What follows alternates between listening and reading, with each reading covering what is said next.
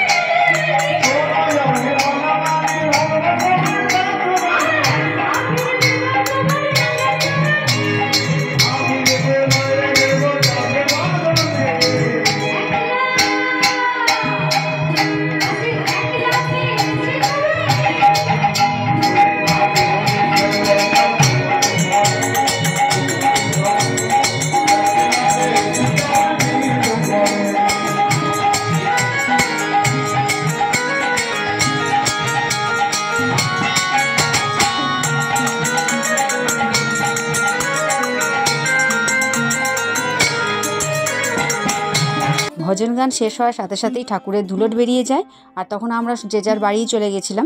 তো আরও আমরা চলে এসেছি ঠাকুরের 52 ভোগের অনুষ্ঠান দেখতে।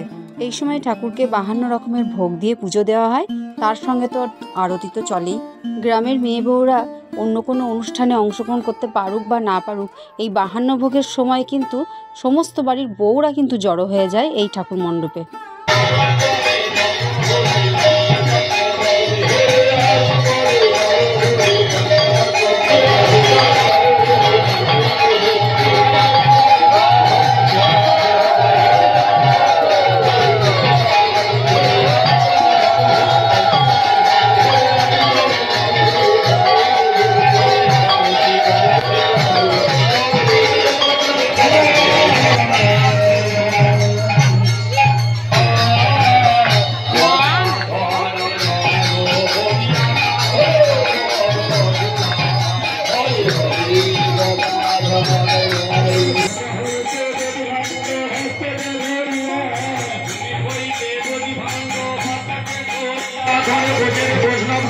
বিন্দু তার মুখ হরি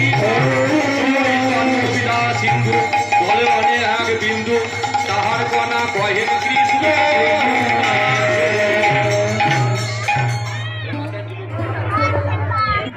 আজি মহা মহা মহোৎসব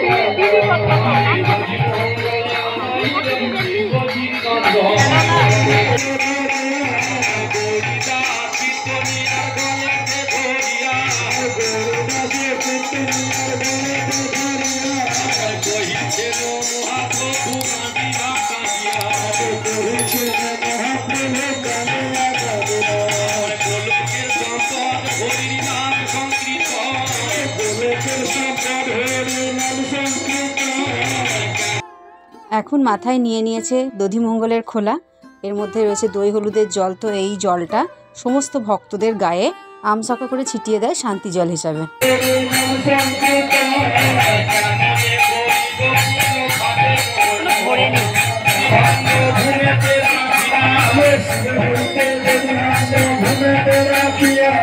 ভূমিষ্ঠ হইয়া সকল প্রণাম করিয়া ভূমিষ্ঠ হইয়া সকল প্রণাম করিয়া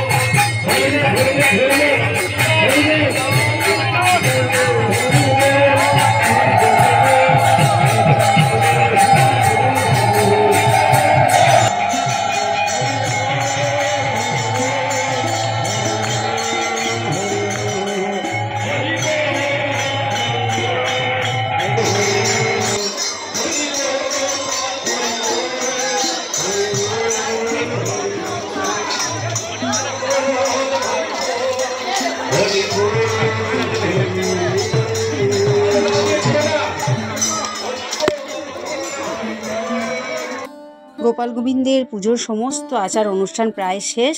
এরপর এখন বাতাসা আর যে যেমন পারছে চকলেট ছড়িয়ে দিচ্ছে।